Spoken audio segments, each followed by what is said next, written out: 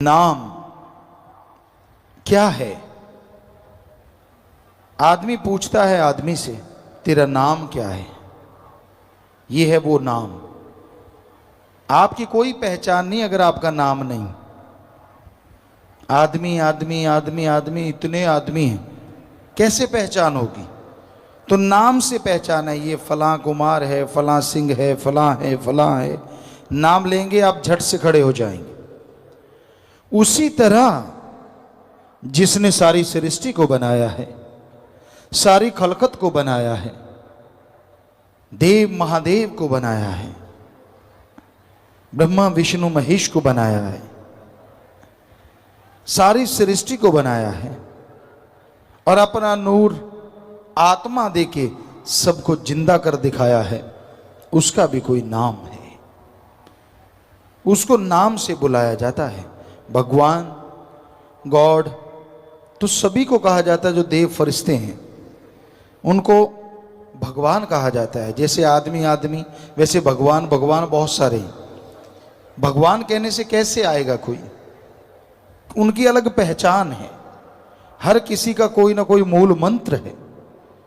विष्णु जी है, ब्रह्मा जी है, शिव है, सभी के मूल मंत्र है।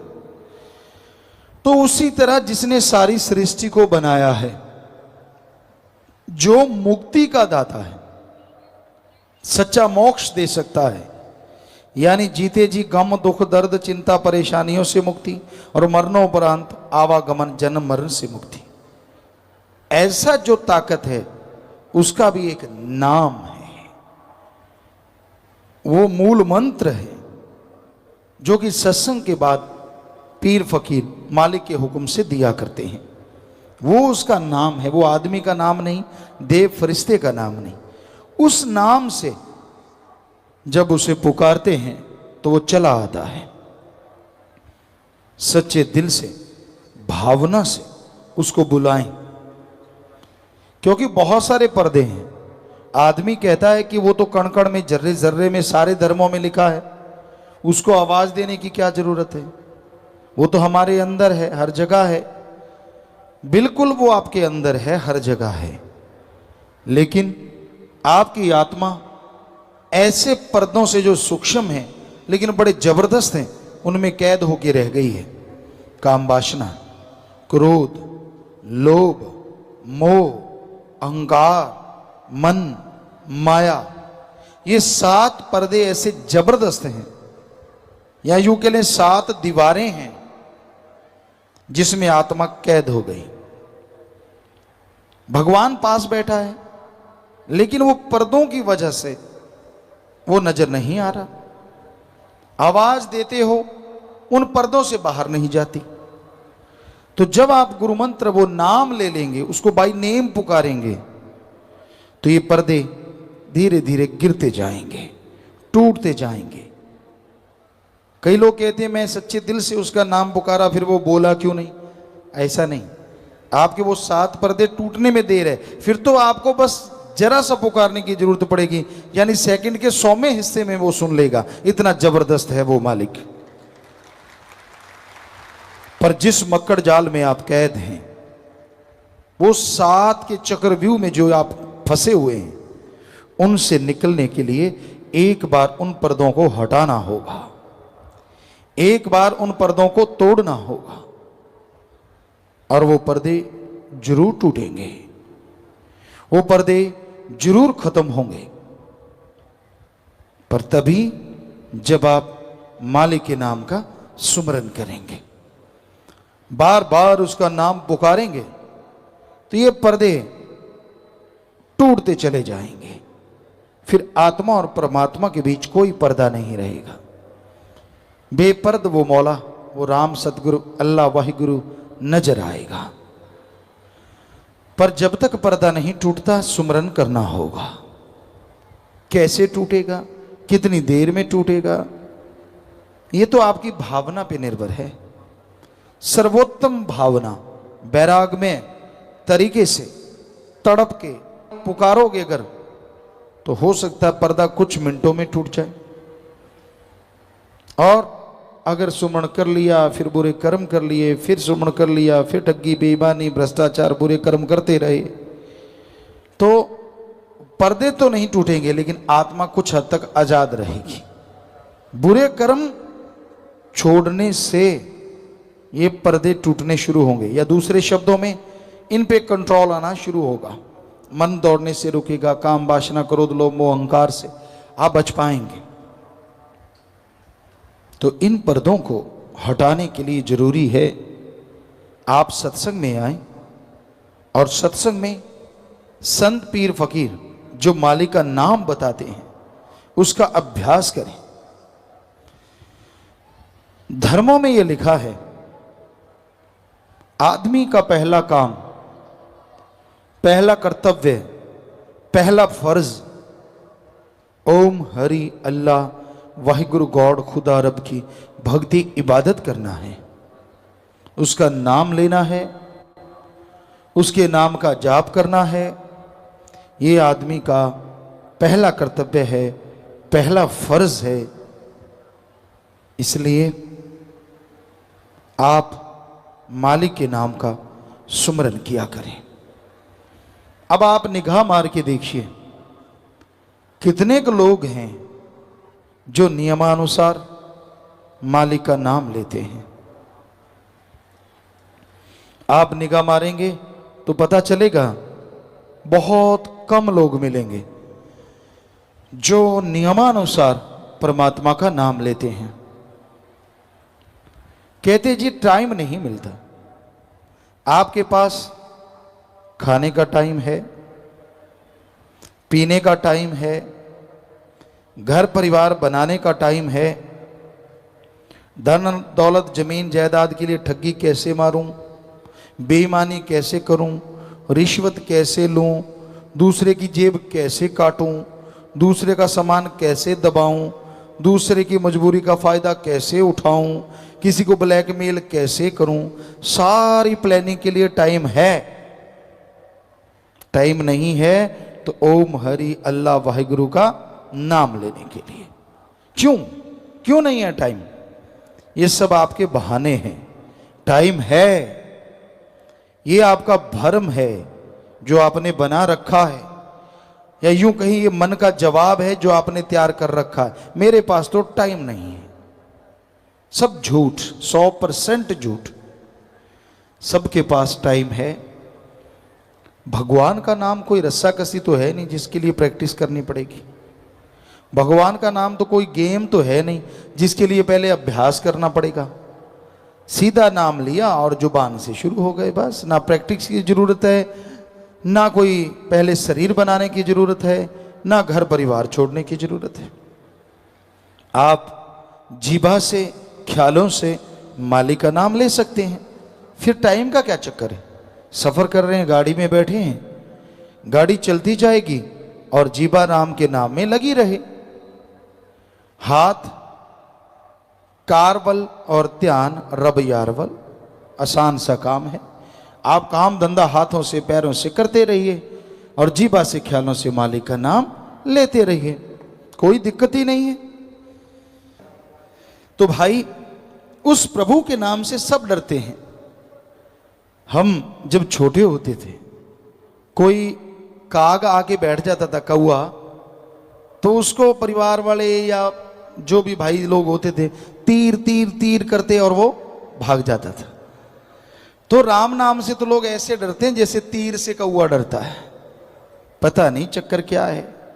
राम नाम वालों से इतनी क्यों जलन है, क्यों दर्द है? राम नाम किसी का कुछ बिगाड़ता नहीं। राम नाम तो संवारता ही संवारता है, भले काम करवाता ही करवाता है। तो राम नाम से जुड़ो, मालिक की भक्ति इबादत करो। हर इंसान अपनी मर्जी का मालिक है। पशु को सांकल डाल के खूंटे पे बांधा जा सकता है, अरे कोई आदमी को मजबूर कर दे, ये कैसे संभव हो सकता है? हाँ, जानवरों को मजबूर किया जाता है, उनको संकल बांध लिया, रासा बांध लिया, कुछ भी कर दो। तो ये बड़ी अजीबोगरीब बातें इस संसार में हो रही हैं। लेकिन मालिक के प्यारों के, वो कहते हैं ना, सोना जब आग में से गुजरता है तो उसकी मैल जलती है, वो नहीं जलता, वो और सुनहरी हो जाता है। ऐसे ही भक्तजन होते हैं जो मालिक से प्यार करते हैं, अपने सदगुरु अल्लाह राम से प्यार करते हैं। वो उनको लाख कोई बुरा कहे, लाख गलत कहे, वो उन बुराइयों में से होके, क्योंकि बुरा करने वाले, बुरा बोलने वाले उनकी मैल धो देते हैं और वो और पवित्र होके और आबा से आगे बढ़ते हैं और चेहरे पे नूर लेके आते हैं, अंदर बाहर सरूर लेके आते हैं। तो ये राम नाम का असर है। जो मालिक का नाम जपेगा, मालिक की भक्ति इबादत करेगा, वो ही मालिक की तमाम खुशियां हासिल किया करेंगे। जो मालिक का नाम नहीं जपते, क्योंकि धर्म तो सभी ने अपना रखा है। हम इतनी जगह गए हैं, हमें आदमी कोई नहीं मिला। आप सोचते होंगे आदमी तो हैं सारे, नहीं नहीं नहीं, हमारा कहने का मतलब सिर्फ आदमी नहीं मिला, हर आदमी के साथ किसी ना किसी धर्म का नाम जुड़ा हुआ मिला। क्या आपको कभी अकेला आदमी मिला? किधर मिला हो तो बताइए। नहीं मिला, क्योंकि हर इंसान के साथ धर्म जुड़ा है। तो फिर ये बताइए, किस धर्म में लिखा है कि अल्लाह वाहिगुरु राम का नाम नहीं जपना? बताओ किस धर्म में लिखा है? सब धर्मों के पहले शब्द हैं ओम, हरि, अल्लाह, वाहिगुरु, गॉड, खुदा, रब का नाम जपो। ये आपका पहला फर्ज है, पहला कर्तव्य है, पहला एम है, पहला लक्ष्य है। हर धर्म में ये लिखा है। और फिर भी जो मालिक का नाम नहीं जपते, कहते हैं जी हम धर्म को मानते हैं, हमारा फलां धर्म है। कैसे माने कि उनका वो धर्म है? वो तो सिर्फ दिखावा कर रहे हैं। अगर वाकई में आप धर्म से जुड़े हैं तो धर्म पे अमल करना भी सीखिए, धर्म को मान के देखिए। अगर धर्म को मानोगे, जो धर्म में लिखा है आपको ना मिले तो हम आपको गारंटी देते हैं, धर्मों में जो लिखा सही लिखा है, सब मिलेगा। पर धर्मों पे अमल करने से, सिर्फ बातें करने से, दिखावा करने से कुछ हासिल होने वाला नहीं है। जैसे एक बाप है और उसके दो बेटे हैं। उदाहरण के तौर पे बाप कहता है, लेटा हुआ है, एक बेटा उसके पास है और वो बेटा हाथ जोड़े खड़ा है।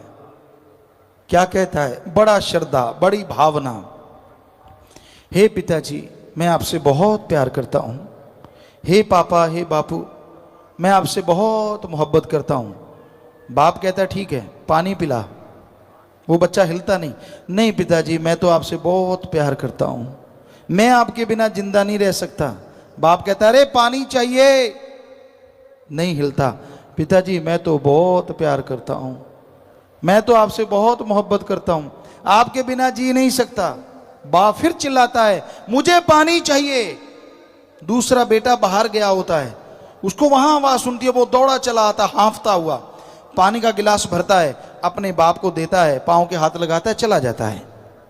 अब आप बताइए, आप बाप हैं, दोनों में से आपको किस पे ज्यादा प्यार आया?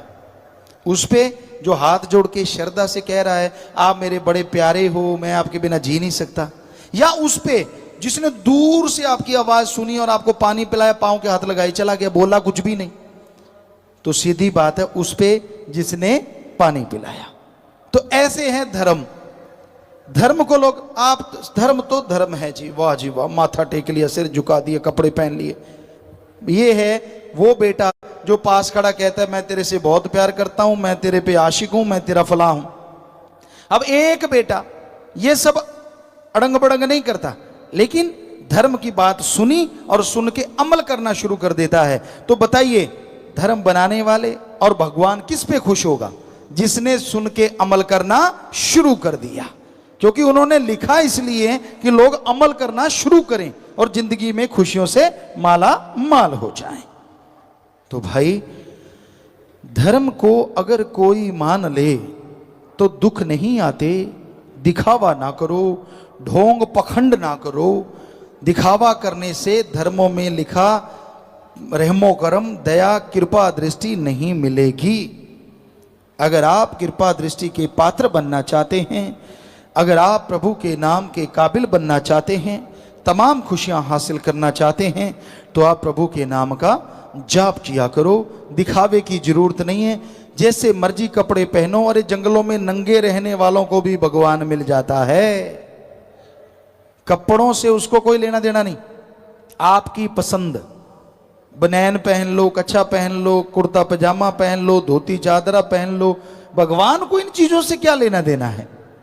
भगवान के लिए तो अंत्यकरण साफ चाहिए, अंदर छल कपट ना हो और जुबान पे किसी के लिए बद्दुआ ना हो। जुबान पे राम का नाम हो और अंदर सबके लिए भले की भावना हो। उसको भगवान बहुत जल्दी दर्शन दिया करते हैं और कृपा दृष्टि से माला माल कर देते हैं। जो मर्जी कपड़े पहनो, जैसा मर्जी पहनावा रखो, हाँ समाज हमारी जो संस्कृति है उसको ध्यान में जरूर रखो, बस इतना ख्याल रखो। मानस जन्म पाके व्यर्थ ही खोया, काम किया खाया फिर रात को सोया, हो गर्भ में इकरार किया नाम को बिसार दिया। मानस जन्म, सर्वोत्तम शरीर। किस लिए सर्वोत्तम? खाना पीना, बाल बच्चे पैदा करना, घर परिवार बना लेना, ये तो पशु भी करते हैं। फिर किस लिए सर्वोत्तम? साइंस के नए नए साधन, पंखे हैं, कूलर हैं, एसी है, माइक्रोफोन है, और नेट मीटिंग आजकल कहीं बैठे कहीं के कहीं दिख रहे हैं, बातें कर रहे हैं, रॉकेट है, हवाई जहाज है, कुछ क्या से क्या बन गया। कहते शायद इसलिए सर्वश्रेष्ठ आदमी को कहा संतों ने। नहीं नहीं, साइंस में सुख सुविधा इतनी बना दी, खात्मा भी तो साइंस ने तैयार कर रखा है। आज देखो तो हाइड्रोजन, एटम, परमाणु, अणु और पता नहीं कौन कौन से बम बनाए जा रहे हैं। प्यारी सत्संग जी, जिनको मालूम नहीं होता, पढ़े लिखे तो सब जानते हैं, पर कई गांव से आते हैं, देहात से आते हैं, उनको पता ही नहीं होता एटम परमाणु क्या भला है। वो जब बम छोड़ देते हैं तो मान लीजिए कोई ऐसा बम छोड़ दिया तो 100 किलोमीटर तक, कहीं भी बम फेंका उसके 100 किलोमीटर तक या 50 किलोमीटर तक जो हवा है वो आग से भी कई गुना बढ़ के गर्म हो जाती है, और जो चीज़ भी उसमें आती, ईंटें हैं, पत्थर हैं, सब कुछ पिघल के पानी बन जाता है। आदमी की तो बिसात क्या, कहाँ बचेगा, कुछ भी नहीं बचता, इतनी ज़्यादा गर्मी हो जाती। ऐसा बम है वो, इतने लाखों करोड़ों को मार देता है।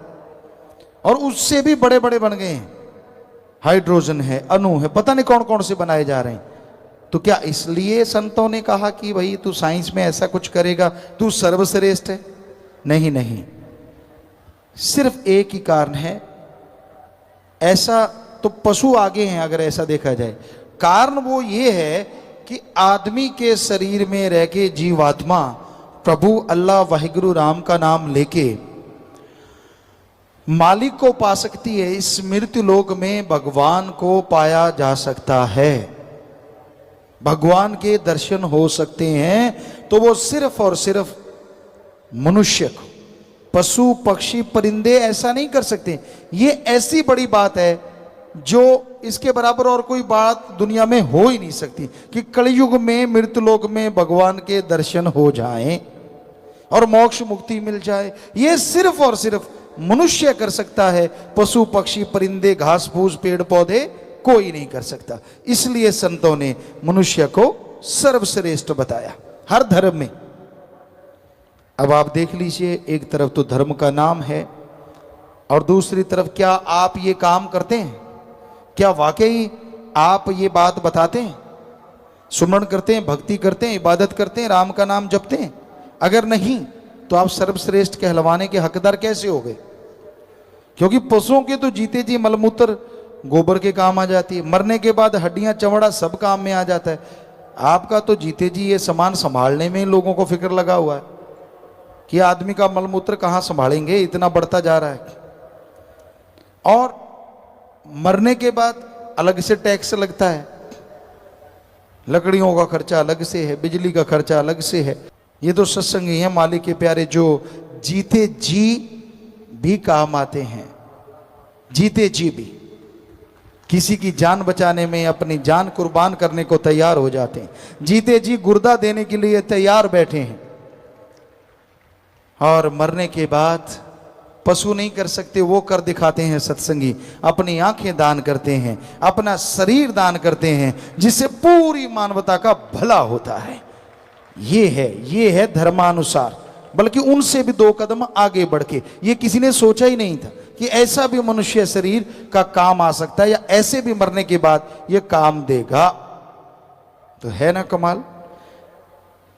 तो ये इस तरह से आप चलिए रूहानियत इंसानियत के रास्ते पे, तो आप वो खुशियां हासिल करेंगे, आपके परिवारजन वो खुशियां हासिल करेंगे जिसकी कभी कल्पना भी नहीं की होगी। माया ने जाल में है लिया फसाए, साथ न जाए पड़ी यहां रह जाए, वो झूठा है व्यापार किया। माया क्या नहीं करवा देती। जो लोग कहते हैं जी माया वाले हमारे चारों तरफ फिरते हैं, हमें बर्बाद कर डालेंगे, वो लोग माया के गुलाम होते देखे गए। माया रानी चीज ही ऐसी है। ऐसे थोड़ा सी झलक दिखा दो, बात करते करते लोग कह देते हैं रुको जी हम थोड़ी देर के बाद आएंगे। माया रानी चीज ही ऐसी है कि कहीं कुछ गलती ना निकाल दे, अच्छा पैसा लिया है सारा डूब ही ना जाए। तो ये है आज माया का काम।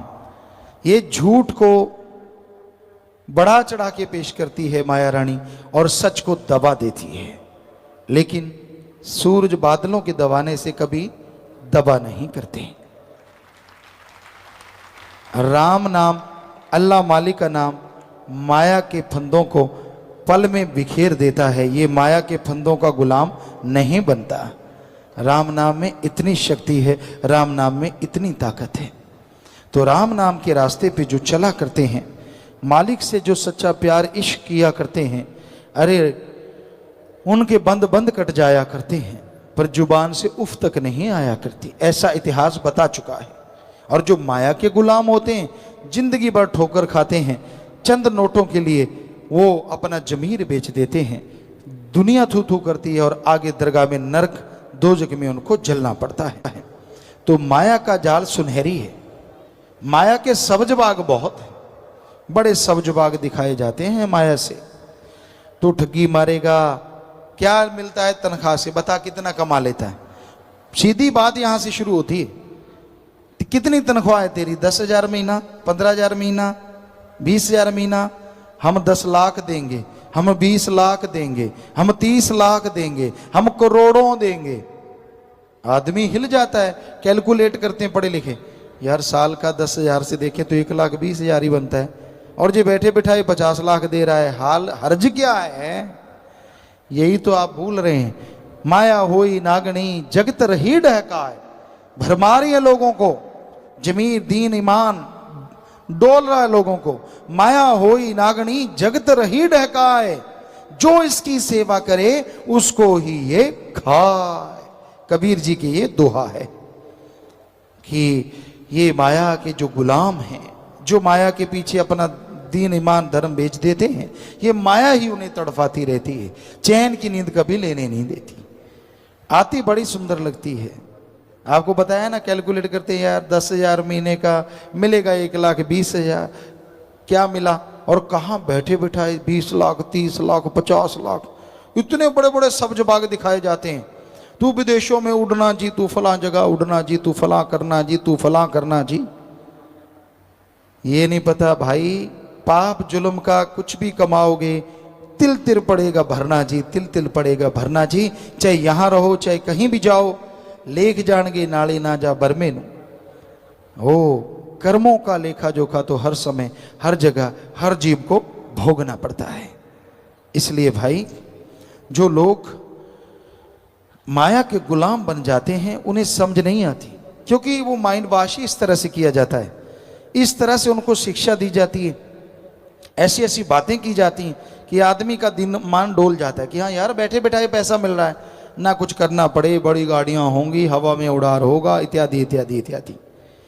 पर भाई ये नहीं पता पाप जुल्म ठगी बेईमानी रिश्वतखोरी की दौलत कभी किसी को चैन की नींद नहीं सोने देती। बाकी तंदुरुस्ती तो दूर की बात, डर लगा रहता है, परेशानियां बढ़ती चली जाती हैं, सारी जीवन की आज़ादियां खत्म हो जाती हैं। इसलिए कभी भी पाप जुल्म की दौलत ना कमाओ, मेहनत करो, कड़ा परिश्रम करो, तो मालिक की कृपा दृष्टि के काबिल बनते जाओगे। आप चंद नोटों के लिए बहक जाते हैं। सोने की लंका, आज किसी के मकान है क्या गोल्ड का? नहीं है। बनाने की हिम्मत है लोगों में, इतना पैसा होगा लोगों के पास, काला धन जिसे कहते हैं, लेकिन बनाते नहीं, चक्कर पड़ जाएगा। तो उसके पास तो उसकी सारी नगरी सोने की थी। आज फन्ने खां से फन्ने खां भी सोने के कमरे में नहीं सो सकता। उस रावण के नौकर भी सोने के कमरों में सोया करते थे। कितना था धन, कितनी थी दौलत, लेकिन उसने बुराई का साथ दिया। सीता जी को उठाया तो सब कुछ, 1 लख पूत 1.25 लाख नाती, 13 वन घर दिया न बाती। सब कुछ तबाहो बर्बाद हो गया, सब कुछ नाश हो गया। तो इसलिए भाई किसी के चक्कर में ना पड़ो, दौलत के चक्कर में ना पड़ो, ठगी बेईमानी रिश्वतखोरी ना करो, ये बर्बाद कर देगी और कभी चैन की सांस नहीं लेने देगी। भजन के आखिर में आया जी, बनकर आया यहां सच का व्यापारी, विषय रूपी जुए में पूंजी सब हारी, हो सच्चा ना व्यापार किया, स्वासा धन सब छार किया। व्यापारी बन के आया यहां वनज व्यापार के लिए, और साथ में जो दौलत लेके आया वो कीमती श्वास। भगवान ने भेजा कि बाकी सब जोनियां तो इन श्वासों को बर्बाद कर रही हैं, हे इंसान जा, ये तुझे जो श्वास दिए हैं इससे राम नाम का वणज व्यापार कर। जितना करेगा जीते जी सुख मिलेंगे और मरणोपरांत आवागमन से आजाद हो जाएगा, मालिक के कृपा पात्र बनेगा। भगवान ने भेजा वणज व्यापार के लिए, वणज व्यापार करने के लिए, लेकिन यहां आके जीव लग गया बुरे बुरे कर्म करने, अपने कीमती श्वासों को बर्बाद करने पे उतारू हो गया कि मैं भक्ति नहीं करूंगा, बाकी सब कुछ करूंगा। और जब तक भक्ति नहीं करेगा सुख कहां से मिलेगा? भक्ति करना जरूरी है, भक्ति के बिना सुख नहीं मिलता। भक्ति में शक्ति है जो इंसान को अंदर बाहर से माला माल कर देती है। भक्ति वो ताकत है जो इंसान के दिलो दिमाग में शांति भर देती है। भक्ति वह ताकत है जो बिन मांगे इंसान की झोलियां अपने रहमो करम से माला माल करवा देती है। भक्ति में वो शक्ति है जो भगवान के दर्श दीदार इस गंदी मृत्यु लोक में करवा देती है। भगवान की भक्ति में शक्ति है जो जीते जी निज धाम दिखा देती है, मालिक के नूरी स्वरूप से रूबरू करवा देती है। इसलिए भक्ति से मुंह ना मोड़ो।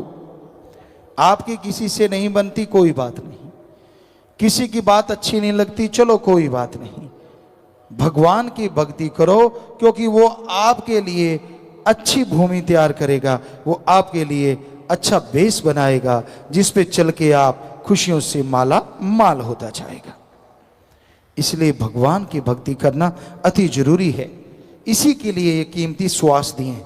इन श्वासों को मालिक की याद में, प्रभु की भक्ति में लगाओगे तो ये कीमती श्वास आपके जीवन में खुशियां भर देंगे, आपके घर परिवार में रहमो करम से माला माल कर देंगे।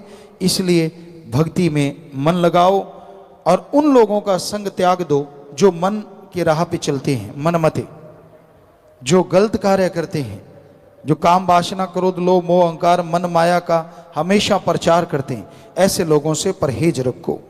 गु का मतलब होता है अंधकार और रू का मतलब होता है प्रकाश। जो अज्ञानता रूपी अंधकार में ज्ञान रूपी दीपक जला दे वो सच्चा गुरु होता है।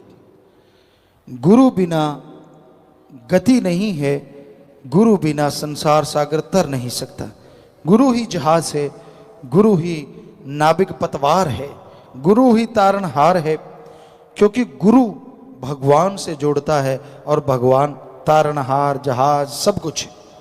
तो इसलिए गुरु पीर फकीर की सुनो तो मालिक आपकी सुनेंगे, गुरु पीर फकीर की मानो तो मालिक आपकी मानेंगे।